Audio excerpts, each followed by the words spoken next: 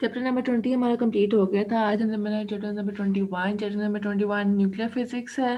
Nuclear physics में हम atoms, nucleus, electrons, protons, neutrons, ये सारी प्रॉपर्टीज़ को डिस्कस करते हैं। कैसे इलेक्ट्रॉन, प्रोटॉन के अंदर कौन सी फोर्सेस हैं, न्यूक्लियस के अंदर कौन सी फोर्सेस हैं, और कैसे वो एटम को इफेक्ट कर रही हैं, उसकी केमिकल प्रॉपर्टीज़ को, फिजिकल प्रॉपर्टीज़ को, और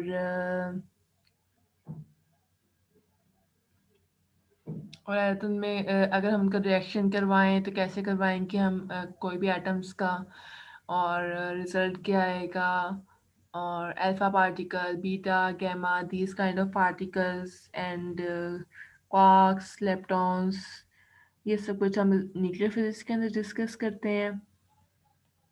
सबसे पहले जो इलेक्ट्रॉन और प्रोटॉन है जब डिस्कवर हो गए थे, तो उसके बाद अर्नेस्ट रदरफोर्ड ने अपना एक मॉडल पेश किया। उसके अंदर उसने न्यूक्लियस डिस्कवर किया। न्यूक्लियस के उसने कहा कि न्यूक्लियस के अराउंड इलेक्ट्रॉन्स रिवॉल्व करते हैं। और उसके बाद 1920 के अंदर रदरफोर्ड ने कहा कि कोई ना कोई न्यूक्लियस के अंदर प्रोटॉन्स के अलावा कोई ना कोई और पार्टिकल्स भी प्रेजेंट होते हैं जो कि न्यूट्रॉन्स होते हैं। फिर उसके बाद 1932 में जेम्स चैडविक ने न्यूट्रॉन्स को डिस्कवर कर लिया।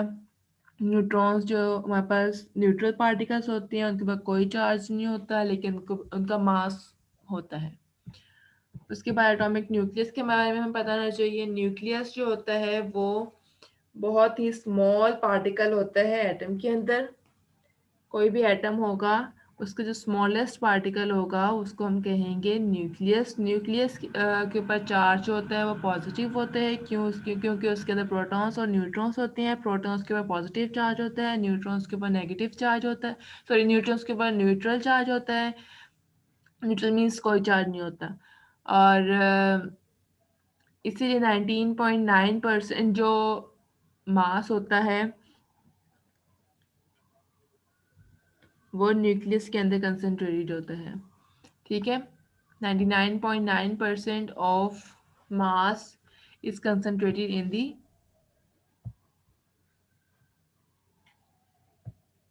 लिखा हुआ है 99.9% of its mass is concentrated in the nucleus.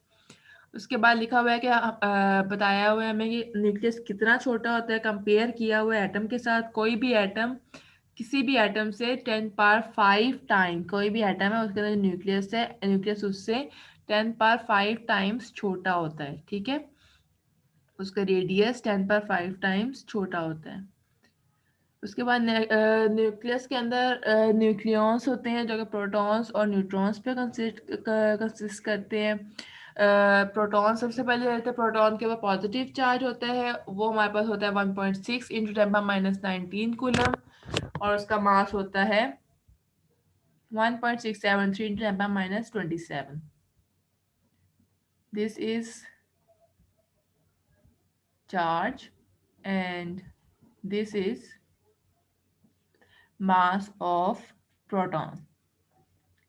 अब न्यूट्रॉन के ऊपर हमें पता है कि कोई चार्ज नहीं होता, सो नो चार्ज, और मास उसका होता है same as that of nearly proton और न्यूट्रॉन। प्रोटॉन और न्यूट्रॉन का मास सेम होता है। उसका 673 है, इसका 675 है केजी।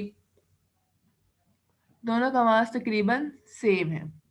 ठीक है, अब एक और बात ये होती है कि इनका क्योंकि मास बहुत ज़्यादा कम होता है, प्रोटॉन और न्यूट्रॉन का, इलेक्ट्रॉन का, प्रोटॉन, न्यूट्रॉन, इलेक्ट्रॉन, इन सब के मास बहुत ज़्यादा कम होते हैं। इसीलिए हमने एक यूनिट डिस्कवर किया जो कि स्मॉलेस्ट उनके लिए, प्रोटॉन न्यूट्रॉन्स के लिए, उनके मासेस को शो करने के लिए हमने एक यूनिट डिस्कवर किया। उसको हमने कह दिया म्यू, यूनिफाइड मास स्केल, या फिर म्यू। अब म्यू क्या होता है? म्यू जो कोई भी कार्बन एटम होता है उसके 12th कार्बन एटम का मास होता है उसके 12th पार्ट के इक्वल होता है। ठीक है, कोई भी कार्बन एटम है उसके 12th पार्ट के इक्वल होता है म्यू। ये डेफिनेशन लिखी हुई है। By definition 1 mu is exactly 1/12 the mass of the carbon atom. और 1 म्यू की वैल्यू हमारे पास लिखी हुई है आगे। 1 mu is equal to 1.6606 into 10⁻27 kg। ठीक है। और अगर म्यू के अंदर हमने मास दिखाने हो तो mass of proton is equal to 1.007276 mu. Mass of neutron हमारे पास आ जाता है 1.008665। और मास ऑफ इलेक्ट्रॉन हमारे पास आ जाता है 0.0055।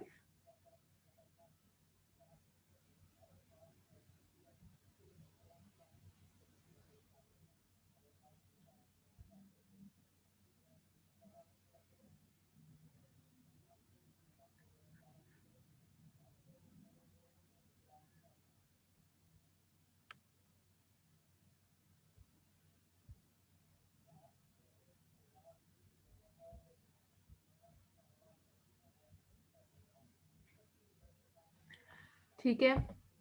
ये मास ऑफ प्रोटॉन आ गया, मास of neutron and mass of electron. हम यूं सबसे पहले हमने क्या पढ़ा कि दोनों के चार्जेस क्या है। मास ऑफ प्रोटॉन का मास हमारे पास क्या है, न्यूट्रॉन का हमारे पास क्या है, दोनों का तकरीबन हमारे पास सेम है इन किलोग्राम। और चार्जेस एक के ऊपर प्रोटॉन के ऊपर चार्ज हमारे पास क्या है 1.6 × 10⁻19 कूलम। और सेकेंडली न्यूट्रॉन के ऊपर हमारे पास चार्ज कितना है, नो कोई चार्ज नहीं होता न्यूट्रॉन के ऊपर। फिर आगे आ जाता है, हमने एक यूनिट डिस्कवर किया। यूनिट क्यों डिस्कवर किया, क्योंकि मासेस जो होते हैं प्रोटॉन और न्यूट्रॉन के बहुत ज़्यादा स्मॉल होते हैं, बहुत ज़्यादा छोटे होते हैं, बहुत ज़्यादा कम होते हैं, जिसकी वजह से उनको डिनोट करने के लिए हमने म्यू को डिस्कवर किया। और वन म्यू क्या होता है, म्यू हमारे पास 12th part of carbon atom of mass of carbon atom होता है। और 1 म्यू की वैल्यू हमारे पास होती है 1.66 इंटू 10⁻27। और मास of proton in mu is 1.007276। और न्यूट्रॉन का मास इन म्यू 1.008665 म्यू। जबकि इलेक्ट्रॉन का मास हमारे पास होता है 0.000055 म्यू। इसका मतलब इलेक्ट्रॉन का मास अगर म्यू के अंदर इतना आ रहा है तो इसका मतलब उसका मास बहुत ज़्यादा कम होता है। ठीक है।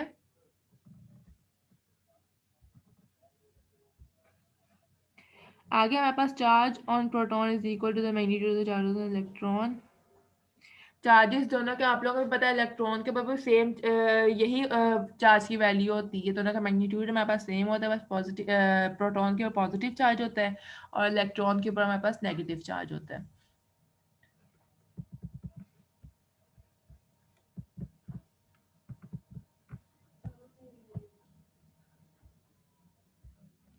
ठीक है। आगे as an atom on the whole is electrically atom जो एज अ होल अगर हम उसे देखें तो वो न्यूट्रल होता है। और ये आगे हमारे पास आ जाती है number of protons inside the nucleus is called atomic number. Atomic number की definition,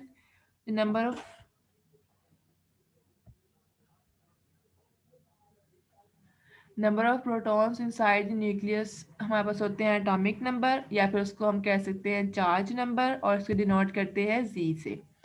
number of protons inside the nucleus is called atomic number. जितने भी प्रोटॉन्स का नंबर होगा उनको हम कहेंगे number of protons inside the nucleus is called atomic number और charge number, और इसको डिनोट करेंगे जी के साथ। और total charge number of any indicates charge on one proton. The combined number of all protons and neutrons is called mass number. The combined of protons and neutrons in a nucleus is called its mass number and is denoted by A. So A का हमारे पास formula आ सकता है, A is equal to number of neutrons plus number of protons होता है। Number of neutrons को हम n से denote करते हैं और नंबर ऑफ प्रोटॉन्स को हम z से डिनोट करते हैं, या फिर चार्ज नंबर या एटॉमिक नंबर जो हमने पढ़ा है जी से डिनोट करते हैं। अगर हमने नंबर ऑफ न्यूट्रॉन्स फाइंड करने हैं तो सिंपली हम यहाँ पर जैसे इन्होंने किया है, नंबर ऑफ न्यूट्रॉन्स को एक साइड पे ले आएंगे, a माइनस जी कर देंगे, तो हम यहाँ से नंबर ऑफ न्यूट्रॉन्स भी फाइंड कर सकते हैं। ठीक है,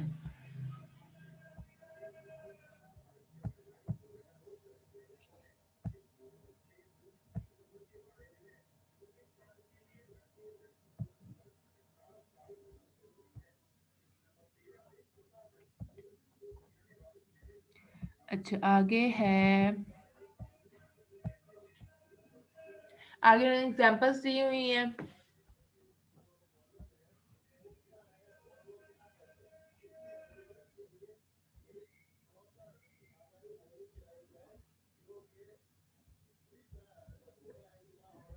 मिस ये लॉन्ग है क्वेश्चन? नहीं, ये शॉर्ट क्वेश्चन है, इसमें से चार्ज नंबर की एटॉमिक मास की डेफिनेशन आ सकती है, या फिर एटॉमिक नंबर की डेफिनेशन आ सकती है, शॉर्ट के लिए।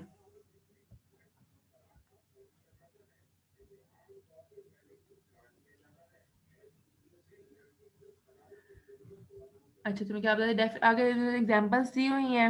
एग्जांपल नंबर 1 इन्होंने दी है हाइड्रोजन एटम। हाइड्रोजन हमारे पास सिंपलेस्ट काइंड ऑफ एटम होता है, क्योंकि उसके अंदर वन हमारे पास इलेक्ट्रॉन होता है, वन प्रोटॉन होता है, वन न्यूट्रॉन होता है, न्यूट्रॉन हमारे पास 0 होता है।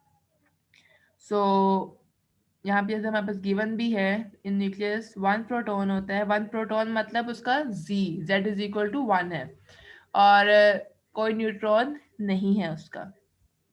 सो जब हम a इज इक्वल टू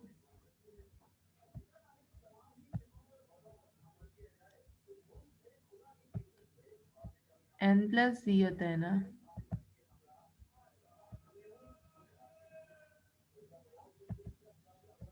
तो n हमारे पास 0 है और z हमारे पास 1 है, तो a इज इक्वल टू 1। और सेकेंडली हम इसको डिनोट कैसे करते हैं? ऊपर हम लिखते हैं a की वैल्यू और नीचे हम लिखते हैं z की वैल्यू। z हमारे पास क्या था? मास नंबर। और a हमारे पास क्या है? Atomic number.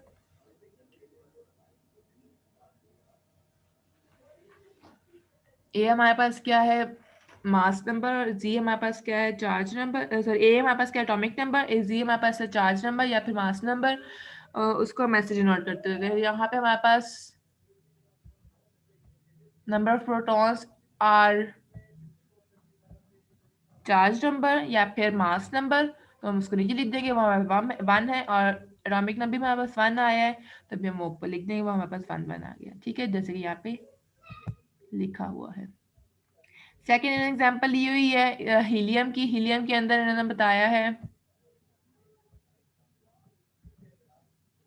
कि उसके अंदर 2 प्रोटॉन्स होते हैं, 2 न्यूट्रॉन्स होते हैं। प्रोटॉन्स और न्यूट्रॉन्स को प्लस करो तो सिंपली हमारे पास एटॉमिक नंबर आ जाएगा। एटॉमिक नंबर को ऊपर लिखेंगे, मास और मास नंबर को नीचे लिखेंगे। फिर उसके बाद थर्ड एग्जाम्पल इन्होंने ली है यूरेनियम की। यूरेनियम के भी उन्होंने बता दिया, मास नंबर हमारे पास 235 होता है, और प्रोटॉन नंबर उसके हमारे पास 92 होते हैं। तो प्रोटॉन नंबर हमने नीचे लिख दिया और मास नंबर हमने ऊपर लिख दिया 235। अगर हमने अब इसके नंबर ऑफ न्यूट्रॉन्स फाइंड करने हैं, वो हमने अभी ऊपर फॉर्मूला देखा, n is equal to a minus g करके हम इसके नंबर ऑफ न्यूट्रॉन्स फाइंड कर सकते हैं। 235 माइनस 92, ये हमारे पास इसके आगे नंबर ऑफ न्यूट्रॉन्स। ठीक है, और अगली बात ये है कि जो हमारे पास प्रोडक्ट टेबल के अंदर जो शुरू वाले एलिमेंट्स होते हैं वो लाइट एलिमेंट्स होते हैं। तो उन लाइट एलिमेंट्स के अंदर नंबर ऑफ प्रोटॉन्स और number of neutrons usually equal होते हैं। जैसे हाइड्रोजन के अंदर हमने देखा, और यहाँ पे हीलियम के अंदर हमने देखा कि हीलियम के अंदर 2 ही प्रोटॉन्स हैं, 2 ही न्यूट्रॉन्स हैं, दोनों की सेम है। लेकिन जैसे जैसे हम ऊपर जाते आगे जाते जाते हैं पीरियोडिक टेबल के अंदर, जो एलिमेंट्स हैवी होते जाते हैं, अनस्टेबल होते जाते हैं, इसलिए उनके अंदर नंबर ऑफ न्यूट्रॉन्स ज़्यादा हो जाते हैं बनिस्बत नंबर ऑफ प्रोटॉन्स के। नीचे लिखा भी हुआ है, initial light elements of the equal होते हैं, इनिशियल एलिमेंट्स में इक्वल होते हैं नंबर ऑफ प्रोटॉन्स और नंबर ऑफ न्यूट्रॉन्स। और जैसे जैसे हम आगे जाते जाते हैं हैवी एलिमेंट्स के अंदर number of protons number of neutrons जो होते हैं वो ग्रेटर हो जाते हैं नंबर ऑफ प्रोटॉन्स से।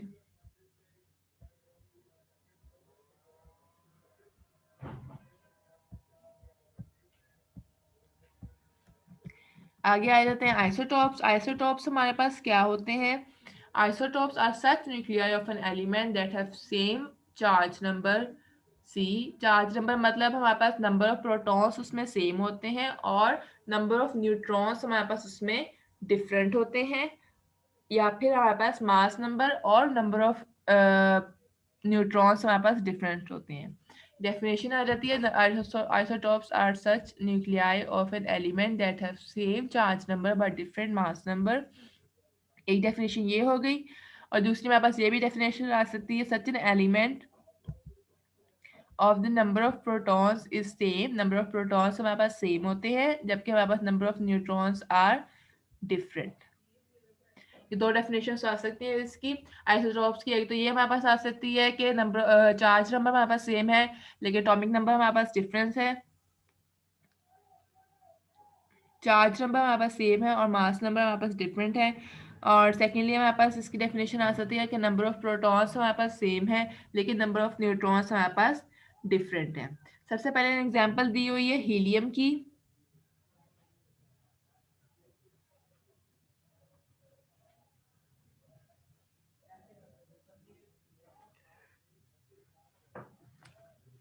इन्होंने आगे एग्जांपल दी हुई है हीलियम की। हीलियम के अंदर हमारे पास दो आइसोटॉप्स होते हैं। दो आइसोटॉप्स मतलब उनके हमारे पास मास नंबर डिफरेंट होंगे और चार्ज नंबर सेम होंगे। ये दिए हुए हीलियम 3 2 और 4 2। इसके अंदर हमारे पास देख सकते हैं कि 3 और 4 जो मास नंबर है वो डिफर कर रहा है जबकि चार्ज नंबर है वो सेम है। ठीक है,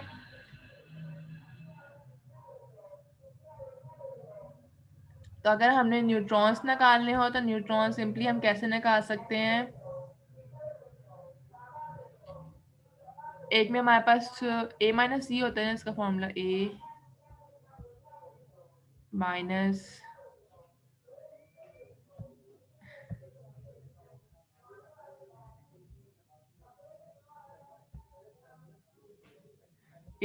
जी इज इक्वल टू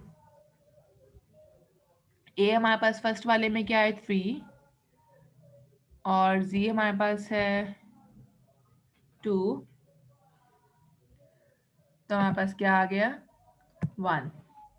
इसी तरह सेकंड वाले के अंदर 4 माइनस 2 इज इक्वल टू 2।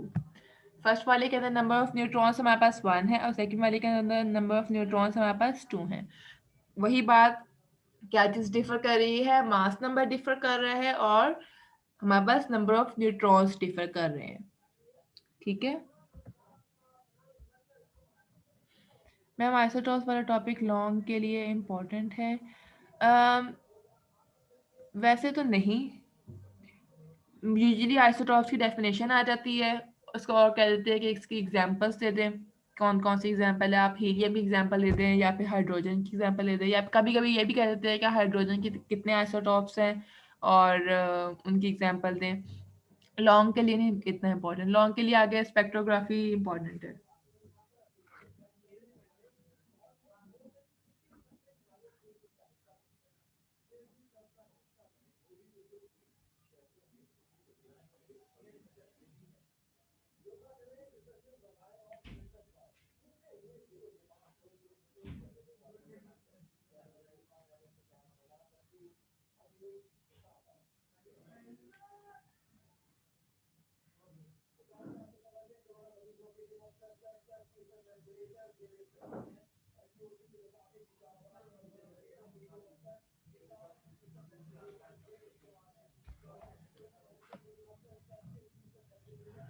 ठीक हो गया।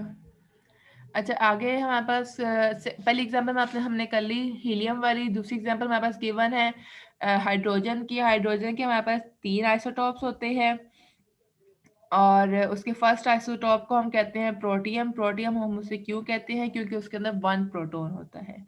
सिर्फ 1 प्रोटॉन होता है उसके न्यूक्लियस के अंदर, इसलिए हम उसको कहते हैं प्रोटियम। सेकेंड आइसोटॉप को हम कहते हैं ड्यूटियम। ड्यूटियम उसे क्योंकि कहते हैं इसके अंदर 1 प्रोटॉन होता है और 1 न्यूट्रॉन होता है, तो हम उसको कहते हैं ड्यूट्रियम, ड्यूटियम, ड्यूटिरॉन भी कह सकते हैं, ड्यूटियम भी कह सकते हैं। और थर्ड आइसोटॉप हमारे पास होता है ट्रीटियम। ट्रीटियम के अंदर 2 न्यूट्रॉन्स होते हैं और 1 प्रोटॉन होता है। ठीक है, ये हाइड्रोजन की एग्जांपल हमारे पास पूरी हो गई। उसके बाद अगली बात ये है कि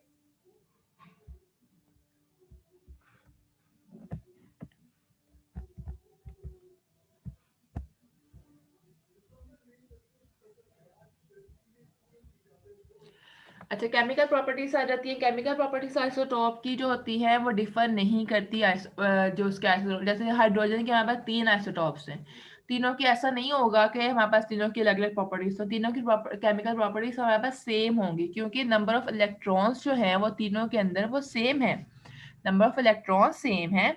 और नंबर ऑफ इलेक्ट्रॉन्स अगर चेंज होंगे तब हमारे पास उसकी केमिकल प्रॉपर्टीज चेंज होती हैं, क्योंकि नंबर ऑफ इलेक्ट्रॉन्स हमारे पास सेम है तो उसकी केमिकल प्रॉपर्टीज पर कोई इफेक्ट नहीं आएगा, जितने मर्जी आइसोटॉप्स हों। जैसे हमारे पास जीनोन और सीजियम के 36 आइसोटॉप्स होते हैं, जीनोन और सीजियम के हमारे पास 36 आइसोटॉप्स होते हैं, लेकिन उन सब की केमिकल प्रॉपर्टीज हमारे पास सेम होती है।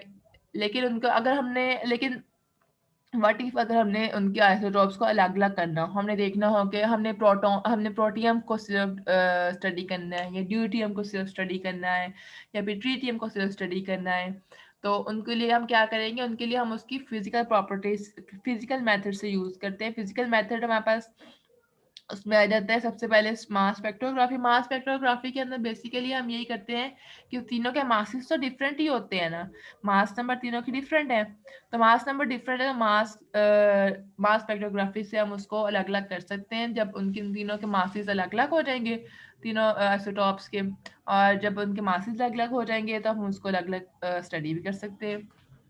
ठीक है,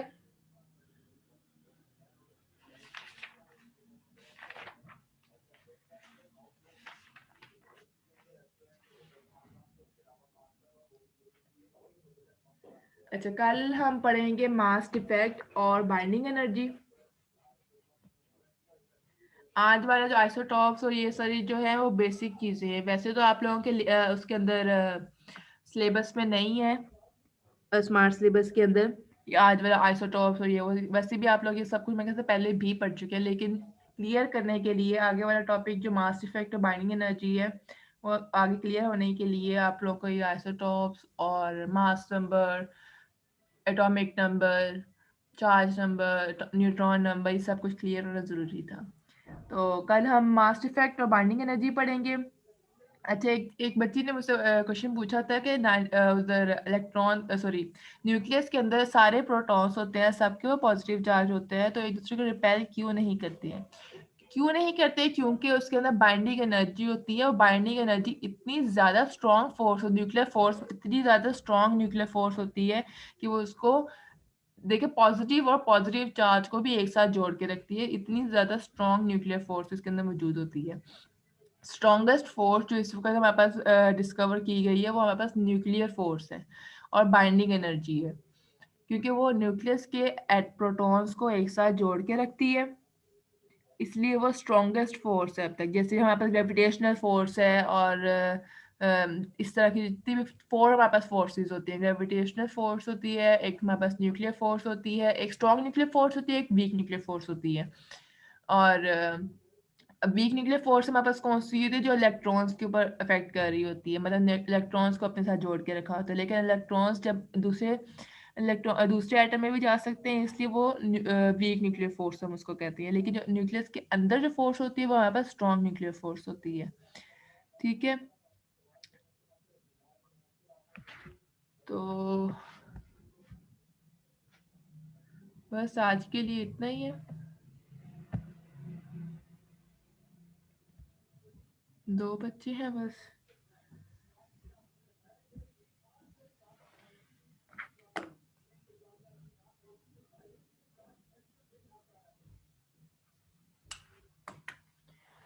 बाकी क्लासेस में भी इतने बच्चे होते हैं या फिर मेरी क्लास में ही स्पेशल मसला है बच्चों को? मैम आपकी क्लासेस ज्यादा होते हैं लेकिन थोड़े ही बच्चे क्लासेस लेते हैं ऑनलाइन। अच्छा,